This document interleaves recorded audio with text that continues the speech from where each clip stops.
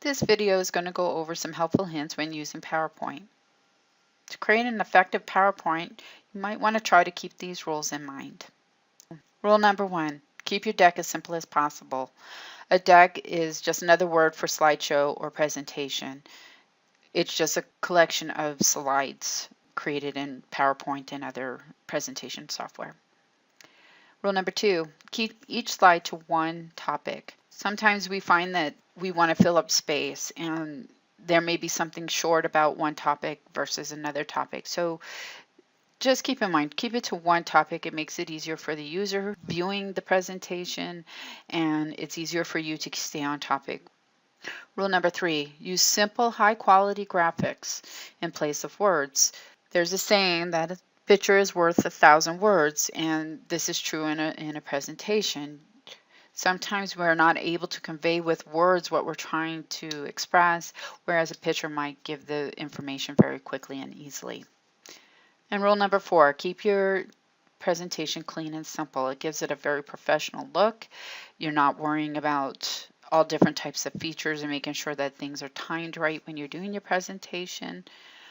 There is a time and a place for all of those things. I do recommend watching a video called Death by PowerPoint. It is available on YouTube, and the gentleman who does the video is very good about explaining why you want to keep your presentation very simple.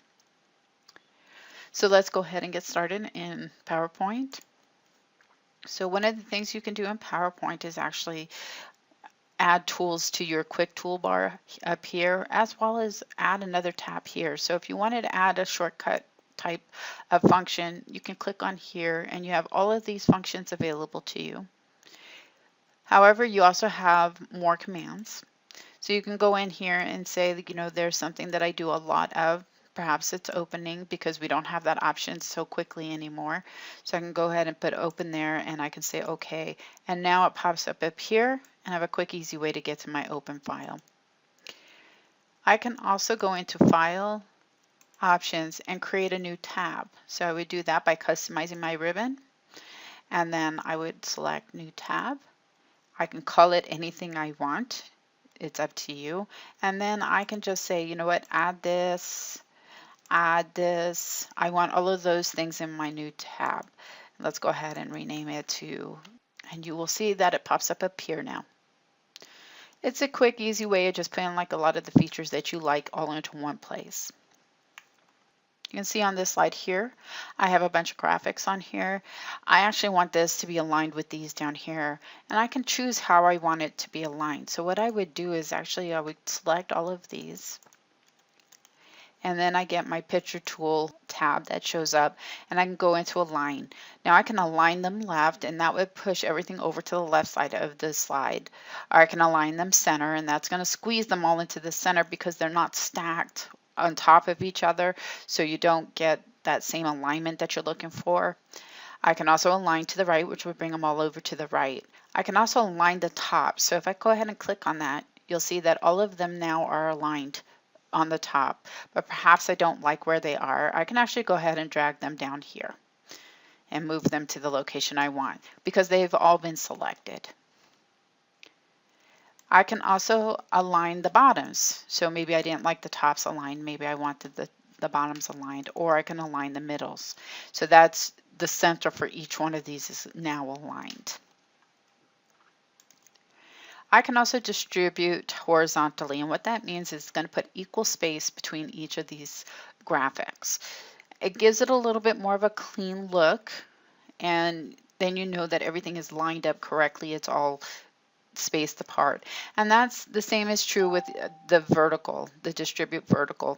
So it can also, if they were stacked one on top of each other instead of horizontally, I can actually have them distributed vertically with the same equal space between each of the graphics. With all of these graphics selected, I can actually go in here and I can drag these and they would all change the sizes at the same time. It can be useful, especially if you have maybe 4 or 5 of the same type of object and you want them all to be the same size. This will help you get to that point. Perhaps I just want to move this graphic over just a little bit, just a teeny tiny bit, I can actually hold down my control key and my over arrow, and you can see how small of a move that is. So I can actually do that going up, down, and side to side.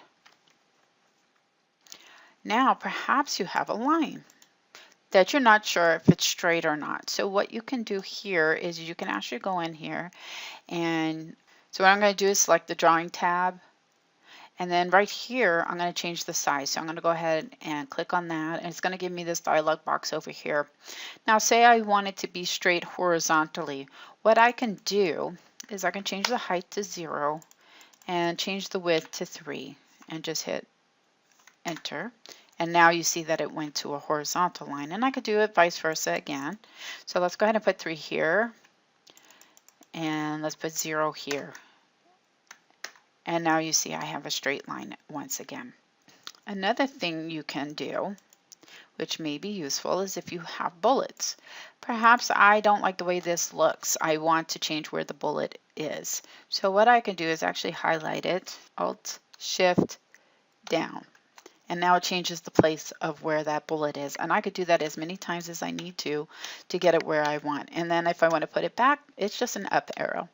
Nice, quick, and easy. But perhaps I didn't like how far it's indented. So I can do the same thing, Alt, Shift, and then do my over arrow and my back arrow. Again, quick, easy format steps that just might be useful for something you want to do. Now another thing that we can do with bullets is perhaps you want to do some smart art. Maybe you don't like the way it looks in bullet form. So what you do is you go ahead and click on all of the information that you want to put into a smart art. And I'm going to go to the Home tab, and under Paragraph you see Convert to Smart Art. So I can actually pick this, and maybe I say I want it to be a cycle. And maybe I don't like the color, and I can change the color to another color that I like. I wanted these colors. And then these just give me different formats of how it would look.